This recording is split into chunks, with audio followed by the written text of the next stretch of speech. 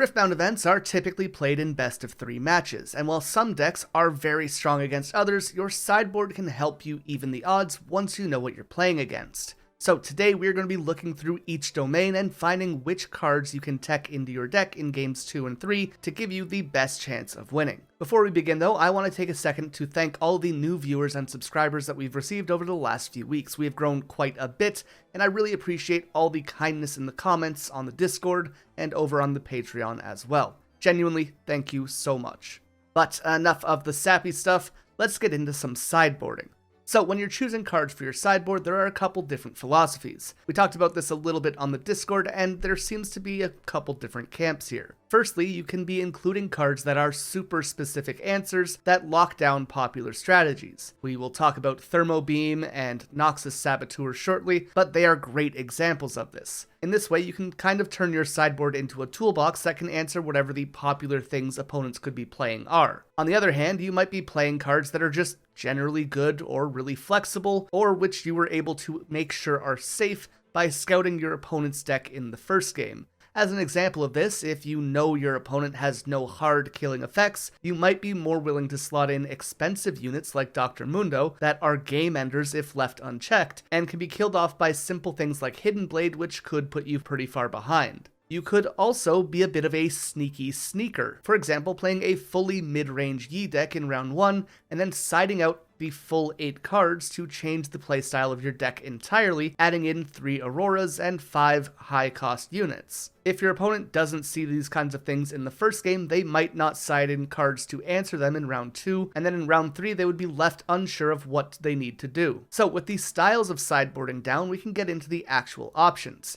Now first and foremost, I'm not going to be talking about cards that are hard staples here. No one needs to be told to put Falling Star or Darius into their Fury deck. I am specifically looking at cards that you can slot in outside of the usual 3-ofs. As well, we have signature cards that I'm not going to cover here. Some of them are pretty expensive, so you might only be playing one in the main deck, but like all of them are up for consideration for the sideboard, and we don't need to be covering each of them through this. But with that said, let's start with the Fury domain. In terms of removal, there are actually 4 cards I think we can consider sideboarding here. Firestorm is a 6 energy spell that deals 3 damage to all enemy units at all battlefields, and if you're matched up against token decks or aggro decks that run a bunch of small guys, this might be a really good answer to shut them down. I kind of compare this to a Cathian Rain a little bit. A lot of the times you are using that to deal 2 damage to several small units, and Firestorm kind of fits that usage. Obviously you can't stack up damage like a Cathian Rain, and you can only hit battlefields, so there is some serious downsides to this option in comparison. But that said, Firestorm doesn't target and can bypass Deflect. And speaking of Deflect, it can be really annoying to deal with units that have 5 might and Deflect. For example, a Kiana with a buff is super frustrating to take down, but that's where our next 2 options come in. Get Excited is another choice that can have you discard a card to deal damage equal to the discarded card's energy cost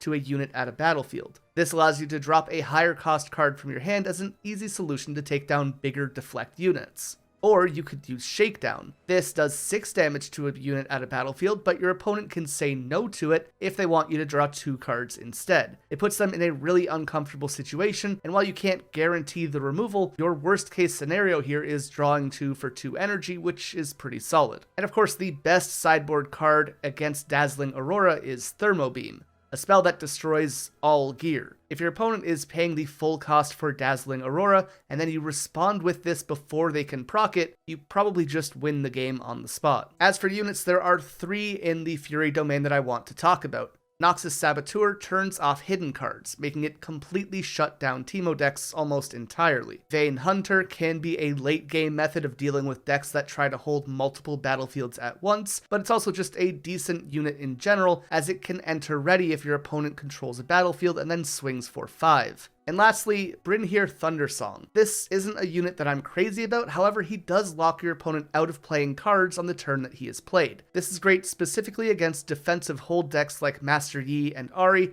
as it stops them from using any battle tricks to win that fight, and it stops decks like Annie or Kaisa from popping your units with Void Seekers or Hextech Rays. Conveniently, it also stops your opponent from playing cards from hidden, which is also kinda cool. Now, onto the Comm domain. This one is a bit harder to define what a staple is for because like 90% of their cards are extremely flexible and could be included in the deck. So under the assumption that things like Charm, Defy, and Disciple, for example, are already in the deck, we can move on from there. And starting with spells, Rune Prison can be useful against aggro decks or decks that have high might units, forcing them to either fail an attack and be pushed back to base, or to allow you to take out their units more easily. Stand United is a cool option in buff decks, doubling how much those buffs give you, and this can help your cards survive removal, but where this is also helpful is that it adds to the mind games of hidden cards. When playing against green, the opponent is probably expecting Zhonya's Hourglass, so adding in other hidden cards in game 2 or 3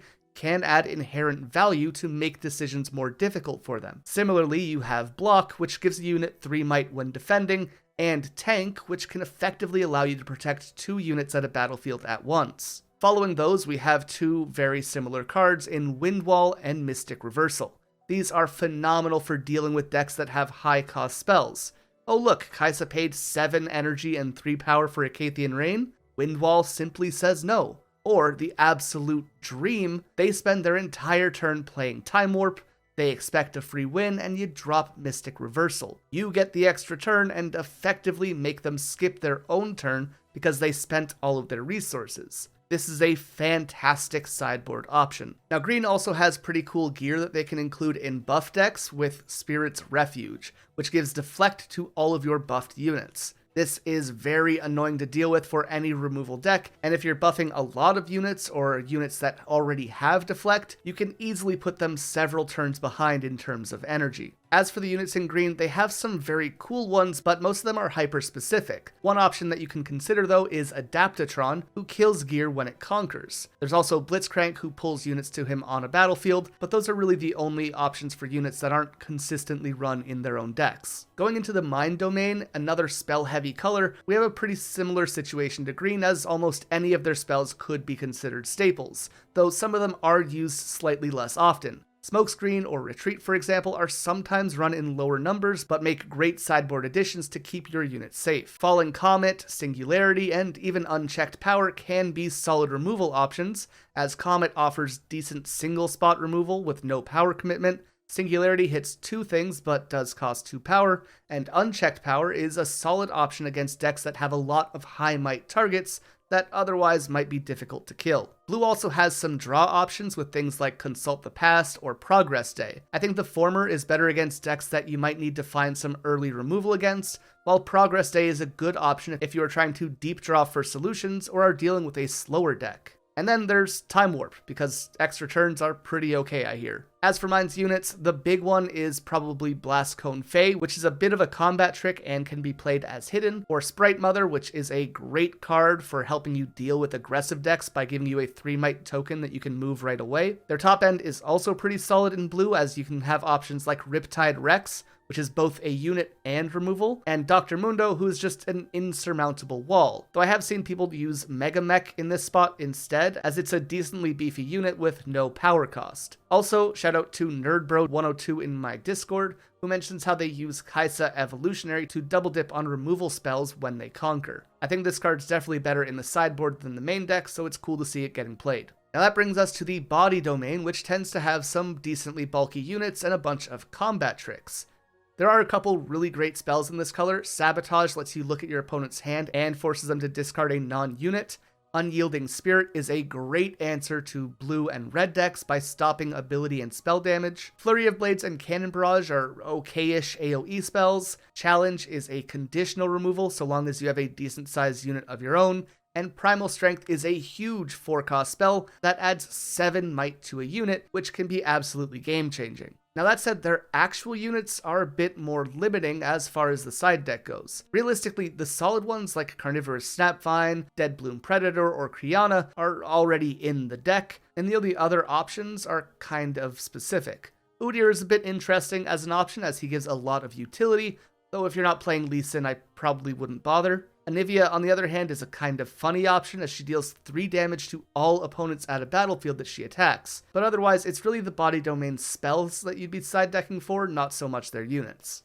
And so we quickly head to the Chaos domain. This is another fantastic spell domain, and it offers a ton of mobility and disruption. Cards like Rebuke can be added if the opponent has a lot of big units that are hard to get through. Fading Memories is a removal spell that gives a unit or gear temporary, which can be a decent way to get rid of something, or you could just pay twice as much for possession to straight up steal it. The Harrowing is a bit of recursion to bring back big bunguses of your own if your opponent is struggling to get through them, and Acceptable Losses is great as it is the cheapest gear removal in the game. Man, Chaos spells are actually just so good. As for the units, they're okay. Tide Turner can be a funny disruption guy if they're not expecting it. Kog'Maw or Twisted Fate could be some kinda inconsistent removal against token decks, and Sneaky Deckhand is really cool if you're going second, as they can steal 1 point on the first turn. And if you're also using the arena's greatest battlefield, that's already like a quarter of the way to winning the game. And our final domain is Order, largely being about getting many units out onto the field and having some hard removal. Again, a lot of cards in this color are hard staples. Outside of those though, there are some decent options as well. Facebreaker is a fantastic defensive card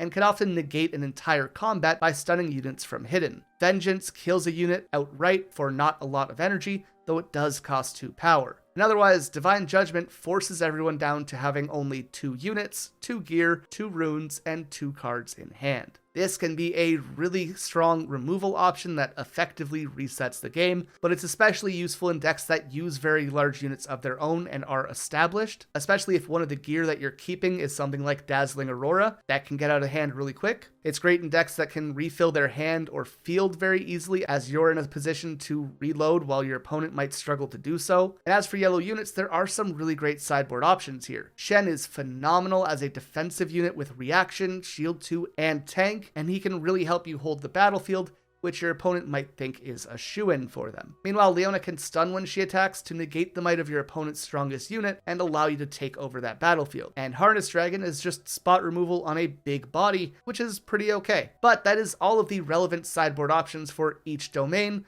when you might want to include them, and how they can be used. There are rarely individual cards that will outright win you the game, but these can help you round out your own weaknesses while taking advantage of your opponents. Let me know if there's any other tech options that I might have missed, or cards that you really like having access to in Game 2 and 3 specifically. If you enjoyed, remember to leave a like, subscribe, and consider joining the Discord or supporting me over on Patreon like all of these lovely people. And again, as I said earlier, I want to just take a moment to thank all of the new people to this channel. I really hope you've been enjoying the daily videos, and with that all being said, I will see you in tomorrow's.